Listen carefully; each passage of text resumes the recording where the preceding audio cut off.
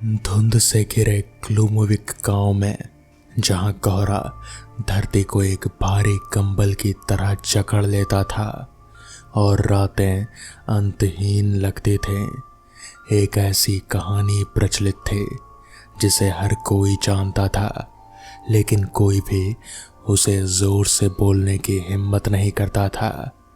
ये कहानी थी मोमबत्ती वाले आदमी की, एक रहस्यमयी आकृति जो केवल घोर अंधेरी रातों में एक टिमटिमाती मोमबत्ती लिए प्रकट होता था।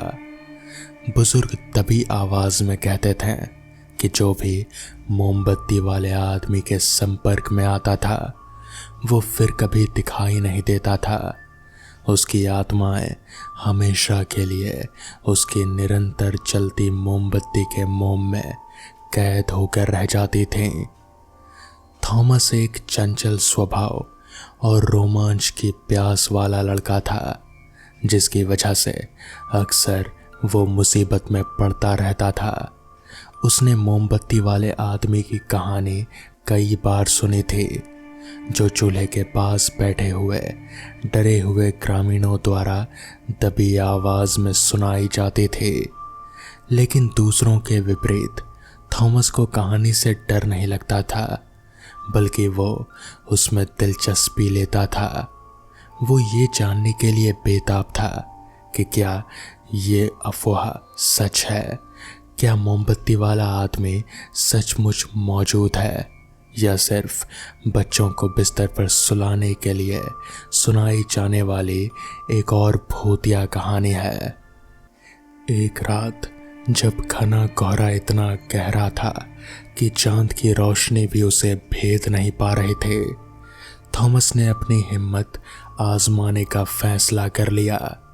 उसने गांव के लोगों के सो जाने और खिड़कियों की मोमबत्तियां बुझ जाने के बाद इंतजार किया और फिर हाथ में एक छोटी लालटेन लिए चुपके से घर से निकल गया।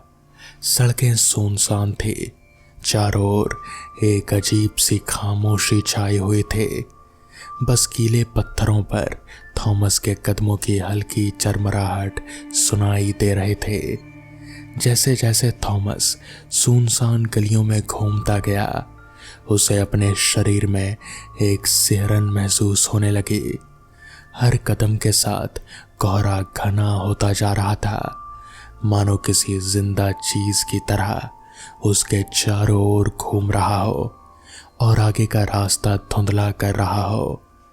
गांव के घर धुंध में से भूतों की तरह उभर रहे थे। उनकी आकृतियां धुंधली और हिलती डुलती नजर आ रहे थे। थॉमस का दिल जोर से धड़कने लगा, लेकिन उसने डर को किनारे कर दिया और खुद को समझाया कि ये बस कोहरे का भ्रम है। लेकिन तभी उसे एक हल्की, लगभग सुनाई ना देने वाली आवाज आई, एक लौ की झिलमिलाहट। थॉमस जम गया, उसकी सांस गले में अटक गई। उसने कान लगाकर आवाज का स्रोत खोजने की कोशिश की, लेकिन कोहरे ने सब कुछ अस्पष्ट कर रखा था। तभी उसकी नजर के कोने से उसे एक धुंधली टिमटिमाती रोशनी दिखाई दी, जो ठीक उसके आगे घने कोहरे में मुश्किल से दिखाई दे रहे थे। जिज्ञासा और भय उसके भीतर आपस में लड़ रहे थे, लेकिन थॉमस प्रकाश के आकर्षण का विरोध नहीं कर सका। वो उसकी ओर चलने लगा। उसके पैर लगभग अपने आप ही आगे बढ़ रहे थे। जैसे जैसे वो करीब आता गया, मोमबत्ती पकड़े हुए आकृति उसे और स्पष्ट दिखाई देने लगी। प्रकाश में एक लंबा धुंधला सा साया दिखाई दिया, जिसका चेहरा अंधेरे में छुपा था और उसके फैले हुए हाथ में मोमबत्ती तेजी से चल रहे थे। जैसे ही थॉमस उस आकृति के पास पहुंचा, उसका दिल जोर से धड़कने लगा। उसके चारों ओर की हवा ठंडी होती गई। कोहरा इतना घना था कि वो अपने हाथ भी मुश्किल से देख पा रहा था। मोमबत्ती की लौ टिमटिमा रहे थे और नाच रहे थे, जिससे जमीन पर लंबी डरावनी परछाइयां बन रही थे।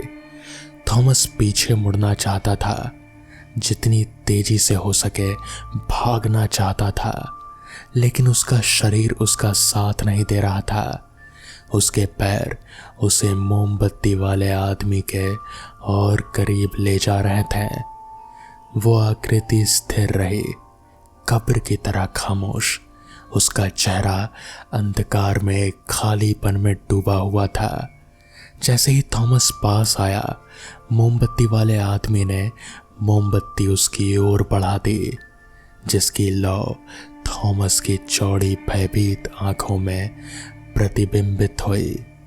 प्रकाश सम्मोहक था, उसे अपनी ओर खींच रहा था, जिससे उसके विचार सुस्त और शरीर भारी हो गया। अचानक लौ और तेज हो गई और थॉमस को अपनी नसों में एक झुलसा देने वाली ठंड का एहसास हुआ, जिससे वो जम सा गया। वो हिल नहीं पा रहा था, सांस नहीं ले पा रहा था, मानो उसकी जान ही निकल रही हो। उसकी दृष्टि धुंधली हो गई। उसके आसपास की दुनिया अंधेरे में डूब गई, जैसे उसकी आत्मा मोमबत्ती की लौ में समा गई हो। अंधेरा छाने से पहले थॉमस ने आखिरी चीज जो देखी वो कैंडलमैन का चेहरा था, या यूं कहें कि उसका चेहरा गायब था। हुड के नीचे केवल छाया ही छाया थी, एक गहरा अंतहीन शून्य जो सभी प्रकाश को निकलने लगता था। कैंडलमैन मुड़ा। मोमबत्ती अब पहले से कई अधिक तेज चल रहे थे और वो कोहरे में गायब हो गया। अपने पीछे थॉमस की आखिरी सांस की गूंज के अलावा कुछ भी नहीं छोड़ गया।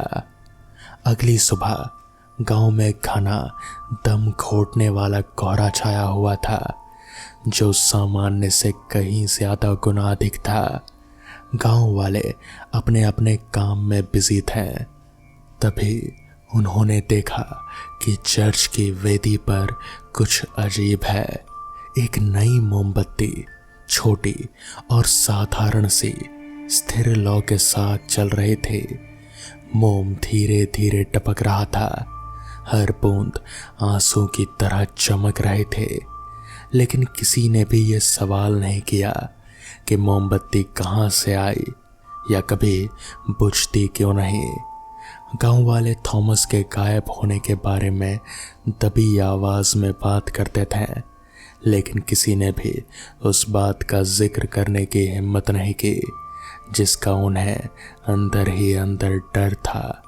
और इस तरह मोमबत्ती वाले आदमी की कहानी पीढ़ी दर पीढ़ी चलती रही, एक चेतावनी भरी कहानी। गांव वाले अक्सर वेदी पर रखे मोमबत्ती को देखते हैं, जिसकी लौ बहुत धीमी गति से टिमटिमाती रहती, और मोम में फंसी उन आत्माओं के बारे में सोचकर कांप उठते हैं, जिनकी आवाज़ें हमेशा के लिए खो गई थीं। लेकिन रात में जब घना कोहरा छा जाता और गांव अंधेरे में डूब जाता, तो कुछ लोगों का दावा था कि उन्हें लौ की हल्की सी झिलमिलाहट सुनाई देती है और धुंध में एक धुंधली आकृति को हिलते डुलते देखा जा सकता है, जिसके हाथ में एक मोमबत्ती होती थी और खोई हुई आत्माओं के प्रकाश से जल रही होती थी वो मोमबत्ती। और उन पलों में गांव वाले अपने दरवाजे बंद कर लेते हैं और पर्दे कसकर खींच लेते हैं, प्रार्थना करते हैं कि मोमबत्ती वाला आदमी उनके पास से गुजर जाए और वो रात के अंधेरे में गायब होने वाले अगले लोग ना बन जाएं। तो दोस्तों, ये थी आज की पहली कहानी। तो चलिए बढ़ते हैं आज की दूसरी कहानी की ओर। एलेक्स अपने गांव में हमेशा से ही एक सिनिकल रहा था, एक ऐसा लड़का जो अलौकिक और रहस्यमय कहानियों का मजाक उड़ाता था। उसके लिए गांव वाले जो कहानियां अलाव के पास और सर्द सर्दियों की रातों में फुसफुसाते थे, वो महज भूत प्रेत की कहानियां थीं जो बच्चों को डराने के लिए गढ़ी जाती थीं। लेकिन जिस कहानी ने उसे सबसे ज्यादा आकर्षित किया वो थी ब्लैक हिल पर बने घर की कहानी। पहाड़ी पर टिकी एक ऐसी अंधेरी डरावनी इमारत जो गांव पर ऐसे मंडराती थे मानो कोई गिद्ध अपने अगले शिकार का इंतजार कर रहा हो। गांव वालों का दावा था कि वो घर शापित था और उसमें प्रवेश करने की हिम्मत करने वालों की प्रताड़ित आत्माएं उसमें रहती थी। कहा जाता था कि वो घर जिंदों के डर से जीता था और जो भी मूर्खता से उसके अंदर कदम रखता था उसमें खो जाता था। एलेक्स के लिए ये अफवाह बस एक अफवाह ही थी, इसलिए जब उसके दोस्तों ने उसे घर की खोज करने की चुनौती दी तो उसने बिना किसी झिझक के स्वीकार कर लिया। सबको गलत साबित करने का विचार उसे रोमांचित कर रहा था। वो ब्लैक हिल से सुरक्षित लौटने वाला था और अपने साथ एक ऐसी कहानी लेकर आने वाला था कि कैसे उसने उन डरों पर विजय प्राप्त की जिन्होंने पीढ़ियों से गांव को जकड़ रखा था। जैसे ही गांव पर शाम का अंधेरा छाने लगा और चारों ओर लंबी लंबी परछाइयां पड़ने लगी, एलेक्स ब्लैक हिल की ओर चल पड़ा। रास्ता ढलानदार और घुमावदार था और हर कदम के साथ हवा ठंडी होती जा रहे थे। अंधेरा होते आसमान के सामने एक विशाल आकृति की तरह घर दिखाई दे रहा था। उसकी खिड़कियां अंधेरी और खाली थी, मानो बेजान आंखें उसे घूर रही हों, और उसकी दीवारें लता से ढकी हुई थीं, मानो उनमें एक अलग ही जिंदगी हो। जब एलेक्स मेन द्वार के पास पहुंचा तो एक पल के लिए वो रुक गया। घर के चारों ओर छाई अजीब सी खामोशी को महसूस करते हुए नीचे बसा गांव अब बहुत पीछे छूट चुका था। पेड़ों के बीच से घर की रोशनी मुश्किल से दिखाई दे रहे थे। उसे थोड़ी बेचैनी महसूस हुई, लेकिन उसने तुरंत उसे दबा दिया। वो यहाँ तक आ चुका था, अब पीछे मुड़ने का कोई सवाल नहीं उठता। उसने हाथ बढ़ाकर दरवाज़ा खोल दिया। जंग लगे कब्जों पर दरवाज़ा चड़मड़ाया और जैसे ही वो अंदर दाखिल हुआ दरवाज़ा ज़ोर से बंद हो गया, जिससे दीवारें हिल गईं। एलेक्स घूमा, लेकिन दरवाज़ा अब बंद था। हैंडल उसके हाथ में ठंडा और बेजान था। घर के अंदर की हवा घनी और सीलन भरी थी। सड़न और क्षय की गंध से भरी हुई लकड़ी के फर्श उसके पैरों के नीचे चड़मड़ाए और दीवारें मानो करहा रहे थे, मानो घर जिंदा हो और उसकी उपस्थिति से अवगत हो। निडर होकर एलेक्स घर के अंदर की ओर गहराई में चला गया। अंदर अंधेरा था, एकमात्र रोशनी धुंधली खिड़कियों से छन कर आती वही रोशनी थी। धूल हवा में फैली हुई थी और मकड़ी के जाले कोनों पर पुराने पर्दों की तरह लटके हुए थे। जैसे जैसे वो चलता गया उसे अजीब आवाज़ें सुनाई देती रहीं।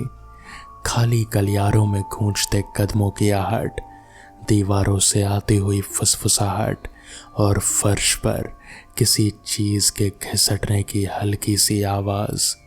जैसे जैसे वो एक कमरे से दूसरे कमरे में जाता, घर का लेआउट बदलता हुआ प्रतीत होता। जो गलियारे प्रवेश द्वार की ओर जाने चाहिए थे वो अब अपरिचित रास्तों में मुड़ते घुमड़ते नजर आ रहे थे। जो दरवाजे कुछ पल पहले खुले थे वो अब बंद थे, और जहां पहले कोई दरवाज़ा नहीं था वहां अब नए दरवाजे दिखाई देने लगे थे। ऐसा लग रहा था मानो घर एक जिंदा सांस लेता हुआ प्राणी हो, जो उसे अपने भूल भुलैया नुमा आंतरिक भाग में फंसा रहा हो। जैसे जैसे वक्त बीतता गया एलेक्स का आत्मविश्वास कम होता गया। फुसफुसाहटें तेज और जोरदार होती गईं और घर में मानो एक भयानक ऊर्जा का संचार हो रहा था। दीवारें कांपने और चरमराने लगीं। उसके नीचे की जमीन उसकी तेज धड़कन के साथ तालबद्ध रूप से कांप रहे थे। घर उसके डर से ऊर्जा ग्रहण कर रहा था, उसके बढ़ते डर से शक्ति खींच रहा था। आखिरकार एलेक्स को तहखाने की ओर जाने वाली सीढ़ियां मिल गई। सीढ़ियों के ऊपर पहुंचकर वो हिचकिचाया और नीचे अंधेरे में झांका। तहखाने से आती हवा नम और ठंडी थी, जिसमें सड़न की हल्की सी गंध थी। वो जानता था कि घर में जो भी रहस्य छिपे हैं वो सबसे नीचे गहराई में ही हैं। एक गहरी सांस लेकर एलेक्स सीढ़ियों से नीचे उतरने लगा। उसके वजन से सीढ़ियां चड़मड़ा उठीं और जैसे जैसे वो नीचे जाता गया हवा और ठंडी होती गई। वो नीचे पहुंचकर खुद को एक विशाल गुफा जैसे कमरे में पाया। दीवारें नमी से तर थे और फर्श पर चिपचिपाती काली कीचड़ की पतली परत जमी हुई थे। तभी उसको इसका एहसास हुआ।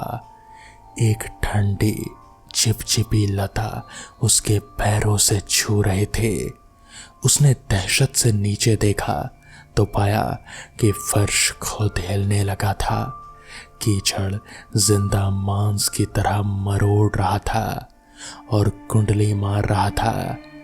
उसके अंदर दहशत फैल गई और वो भागने के लिए मुड़ा, लेकिन उसके नीचे की जमीन फट गई और नुकीले टेढ़े मेढ़े दांतों से भरा एक भयानक मुंह दिखाई दिया। उसके चारों ओर की दीवारें कांप उठी। मांस जैसी दिखने वाली वो चीज एक घिनौनी लय में धड़क रहे थे। उसने चीखने की कोशिश की, लेकिन उसकी आवाज अंधेरे में खो गई, क्योंकि मुंह उसके चारों ओर बंद होता चला गया और उसे घर की गहराई में खींच ले गया। घर ने उसे अपने भीतर समा लिया, उसे अपनी बनावट में जोड़ लिया। उसका शरीर दीवारों और फर्श के साथ एक हो गया। उसकी चीखें घर में गूंजती आवाज़ों के समूह में मिल गई। यातनाग्रस्त आत्माओं का एक ऐसा कोलाहल जो हमेशा के लिए उसकी जिंदा सांस लेती सीमाओं में कैद हो गया था। अगली सुबह ब्लैक हिल पर स्थित वो घर खामोश और शांत खड़ा था।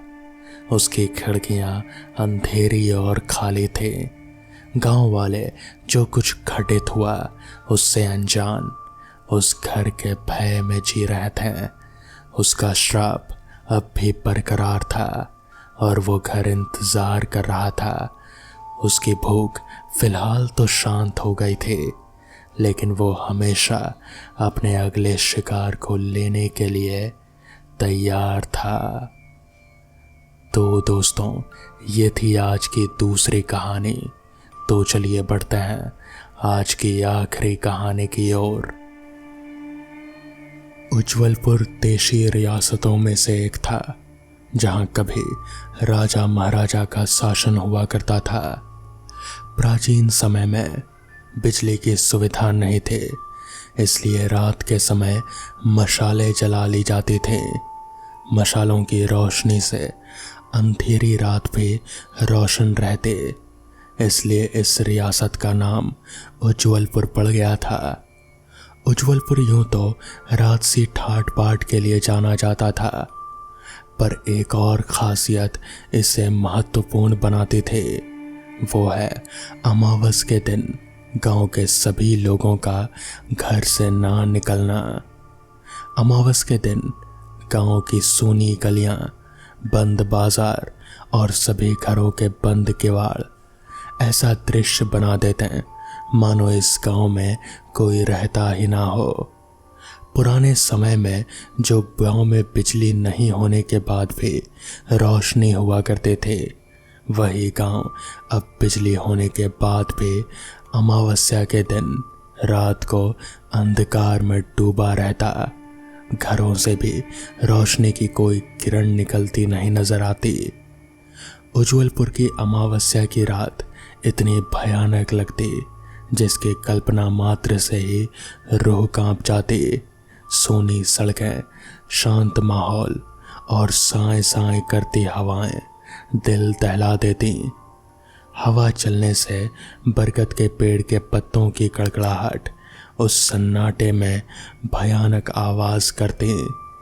सुनसान सड़कों पर कुत्तों के रोने की आवाज गांव वालों के दिल में डर पैदा करते। सूर्यवीर हर साल गर्मी की छुट्टी में अपने ननिहाल उज्जवलपुर आता और हर साल ही अमावस्या पर गांव को अंधकार में डूबा देखता। वो अब एक सजीला नौजवान था जिसकी रुचि अमावस्या का रहस्य जानने की थी। वो अक्सर अपने नाना नानी से इस बारे में बात करने की कोशिश करता, पर उसके नाना नानी किसी न किसी बहाने से उसकी बात टाल ही दिया करते थे। सूर्यवीर भी कम शरारती न था। अमावस्या का रहस्य जानने के लिए उसके दिमाग में एक आइडिया आया। अमावस्या की रात थी। सूरज डूबने से पहले ही गांव के सभी सदस्य खाना पीना खा चुके थे। सूर्यास्त होते ही घर के सभी दरवाजे खिड़कियां बंद कर दिए गए। दरवाजों और खिड़कियों पर पर्दे डाल दिए गए। रात के करीब 9 बजे सूर्यवीर ने अपने मोबाइल का टॉर्च ऑन कर लिया, जिसे देखकर घर वाले डर गए। वो सूर्यवीर से विनती करने लगे कि वो टॉर्च तुरंत ही बंद कर दे। सूर्यवीर ने टॉर्च बंद करने की एक शर्त रखी कि उसे अमावस्या का रहस्य बताया जाए। सूर्यवीर की जिद के आगे उसकी नानी ने घुटने टेक दिए। नानी उसे कहानी सुनाने को तैयार हो गई। कहानी सुनाते समय नानी ने पहले भगवान राम का नाम लिया और फिर उन्होंने कहानी बतानी शुरू की। बात उन दिनों की है जब देश की स्वतंत्रता के लिए भारत छोड़ो आंदोलन चल रहा था। स्वतंत्रता प्राप्ति के लिए लगभग घर के हर स्त्री पुरुष भाग लेते थे। जमुना देवी के पति भागीरथ भी स्वतंत्रता सेनानी थे। भारत छोड़ो आंदोलन में उन्होंने भी बढ़ चढ़कर हिस्सा लिया। आंदोलन के दमन के लिए अंग्रेजों ने आंदोलनकारियों पर लाठियां बरसाई। भागीरथ के सिर पर गंभीर चोट आई और उनकी मौत हो गई। उनकी मौत के बाद जमुना देवी का जीवन संकटों में भर गया। बेटा बहू उन्हें छोड़कर चले गए। अपना गुजारा करने के लिए जमुना देवी ने चूड़ी की दुकान लगा ली। कुछ भले मानस उनकी मदद करने के लिए उनसे चूड़ियां खरीद लेते हैं। एक समय की बात है, अमावस के दिन सुगना सुबह ही चूड़ियां खरीदने के लिए जमुना देवी के घर पहुंची। दरवाज़ा बंद था। सुगना के दरवाज़ा खटखटाने पर जैसे ही जमुना देवी ने दरवाज़ा खोला, उनकी सुगना पर नज़र पड़ते ही सुगना धड़ाम से गिरी और उसकी जान निकल गई। पूरे गांव में ये अफवाह फैल गई कि जमुना देवी डाकन है। लोग उनके बारे में तरह तरह की बातें करने लगे। कुछ एक तो अपनी मनगढ़ंत कहानी सुनाकर गांव वालों के मन में डर पैदा करने लगे। एक दिन संयोगवश अमावस के दिन ही जब जमुना देवी सुबह अपने घर से पानी भरने के लिए निकली, तब उनकी पहली नज़र पेड़ पर पड़ी जहाँ बैठी चिड़िया उनकी नज़र पड़ते ही ज़मीन पर आ गिरी और तड़पते हुए दम तोड़ देती है। चौपाल पर बैठे बुधिया ने ये नज़ारा देखा और वहाँ से भाग गया। वो दौड़ता हुआ पूरे गांव में हाथ भरता हुआ यही कहता जाता, डाकन ने चिड़िया का शिकार कर लिया। गांव वालों ने जब ये सुना तो सभी लोग हाथ में लाठियां लिए एक जगह पर एकत्रित हुए। सबने तय किया कि आज इस डाकन की जीवन लीला खत्म ही कर देंगे। सब जमुना देवी के घर की ओर चल दिए। उनके झुंड का नेतृत्व एक साधु कर रहा था, जो कि कुछ दिन पहले ही गांव में आया था और उसने ही गांव वालों को खूब भरमाया कि जमुना देवी डाकन है। जमुना देवी कमर पर मिट्टी का घड़ा लिए हुए सामने से आती दिखे। भीड़ ने उन्हें चारों ओर से घेर लिया। साधु ने उन पर भस्म छिड़क दी। गांव वालों ने जोर जबरदस्ती करते हुए उन्हें एक पेड़ से बांध दिया। गांव वालों ने ये मान्यता को शर्मसार करते हुए उस बूढ़ी बेबस महिला पर पत्थर फेंकना शुरू कर दिया। इस नज़ारे को देखकर भोला, जो कि 12 साल का बच्चा था, अपने पत्थर फेंकते पिता से पूछने लगा, अम्मा जी को क्यों मार रहे हो? तो भोला के पिता ने कहा, बेटा, ये औरत मनहूस है, इसकी नज़र पड़ते ही किसी की भी मौत हो जाती है। आज ही एक चिड़िया इसकी नज़र से मर गई। तो इस पर भोला बोला, पर बाबा, वो चिड़िया तो मेरे निशाने से मरी थी। भोला की बात सुनकर अचानक पथराव करने वाले लोगों के हाथ रुक गए। सभी भोला की ओर आ गए। तभी साधु ने कहा, ये बच्चा झूठ बोल रहा है। तो भोला बोला, आप खुद ही देख लीजिए।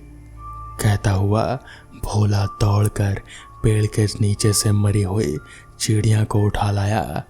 चिड़िया के पंख पर भोला की बंदूक के छलके का निशान था। लहूलुहान चिड़िया को देखकर गांव वाले शर्मिंदा हो गए। उन्होंने जमुना देवी को तुरंत रस्सियों से खोल दिया, पर बहुत देर हो चुकी थी। जमुना देवी मारी जा चुकी थी।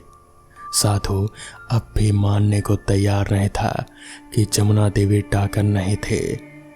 वो गांव वालों से बोला, सुखिया की औरत भी तो इसकी नज़र पड़ते ही मर गई थी। गांव वालों की भीड़ से दूर खड़ा सुखिया सारा तमाशा देख रहा था। गांव वाले सुखिया के पास गए। वो उससे पूछने लगे, सुखिया, तेरी औरत की मौत कैसे हुई? तो इस पर सुखिया बोला, उसे दिल की बीमारी थी। डॉक्टर ने कह दिया था कि कुछ ही दिन की मेहमान है। मरने से एक रात पहले उसने मुझसे रंग बिरंगी चूड़ियाँ लाने को कहा था। मैंने उसे रुपए देकर कहा था कि सुबह की पहली किरण के साथ अपनी चूड़ियाँ खरीद लेना। उसका उतावलापन ही उसे अगली सुबह जमुना देवी के घर ले गया। उसके बाद दिल का दौरा पड़ने पर उसकी वहीं मौत हो गई। ये सुनकर गांव वाले सकते में आ गए। उनसे बहुत बड़ी भूल हो गए थे। उस दिन के बाद से आज तक अमावस के दिन सभी लोग घरों में अंधकार में रहते हैं। गांव वालों का मानना है कि जमुना देवी की आत्मा आज भी गांव में घूमती है अपना बदला लेने के लिए। कहानी सुनने के बाद सूर्यवीर की आंखें भर आई। उसने ये तय किया कि आने वाली अमावस्या की काली अंधेरी रात को दीपों की जगमगाहट से वो उज्ज्वलपुर को रोशन कर देगा। उसकी इस बात का समर्थन घर वालों ने भी किया और फिर अगली अमावस को पूरे गांव को दिया जलाकर उज्ज्वल कर दिया गया और उज्ज्वलपुर फिर से उज्ज्वल हो गया। तो दोस्तों, ये थी आज की कहानियाँ। अगर आपको ये कहानियाँ पसंद आई हों तो वीडियो को लाइक और चैनल को सब्सक्राइब करना ना भूलें। तो मैं आपका दोस्त आर्यन जल्द ही मिलूँगा आपसे ऐसी ही नई कहानियों के साथ। तब तक के लिए अपना ख्याल रखें और आप सभी को मेरी तरफ से हैप्पी न्यू ईयर।